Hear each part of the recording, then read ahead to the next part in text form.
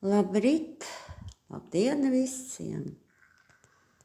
Neliels ekskurs pirms izstādes atklāšanas. Varēja būt, kā bišķiņi gleziņas pārvietosies no vienas sienas uz otru, tas vēl tikai top. Šī daļa sienas atvēlēta māksliniecei Aivai Sulcei.